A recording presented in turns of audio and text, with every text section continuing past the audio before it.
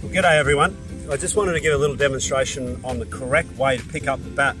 So what I want you to do is hold up your hands with me, your bottom hand in my case being my left hand, top hand being my right hand, and you'll notice the V's that form between your thumb and your forefinger on both hands. They should match the V's on the back of your bat down the splice. So what I want you to do is match those V's, put those V's down onto the grip, and then pick the bat up accordingly. Predominantly, top hand grip is tighter. Majority of cricket being a side-on sport is done through your top hand, playing in those kind of arcs like that. The bottom hand is merely a guide, so it doesn't need a great deal of tension with these other three fingers.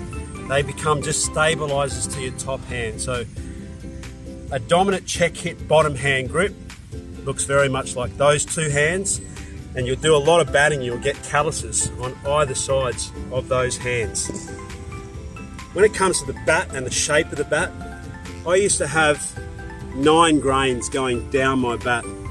So you can see here this has got 1, 2, 3, 4, 5, 6, 7, 8, 9, 10, 11, 12, 13 grades.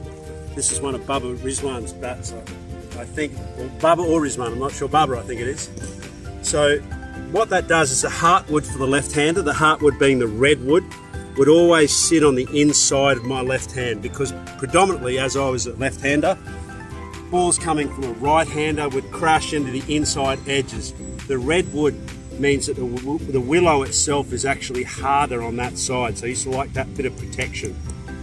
And then the way that the tree grows is that it grows in rings, growth rings like that. So they're just representing, each one of those rings are representing annual growth in the timber. So I used to have quite a young bat, but not too young that the timber and the grains got too wide.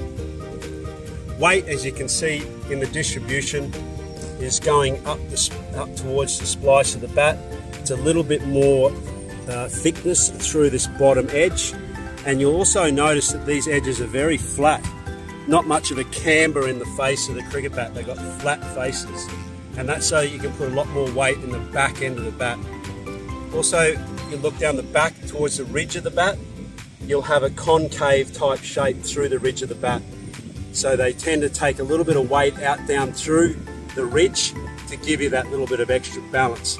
Weight of my bats are about 2.9. I didn't like a big heavy bat. Lots of boys these days, in the T20 formats in particular, use quite heavy bats. But you want a bat that just picks up nicely. You don't want it to drag through the range of your back lift at all. It just wants not too much tension in your forearms, that you can just pick it up nicely. And balance, of course, is there. If you don't have a balanced back, you feel like you're not balanced as a cricketer as well. So there's a couple of tips for you.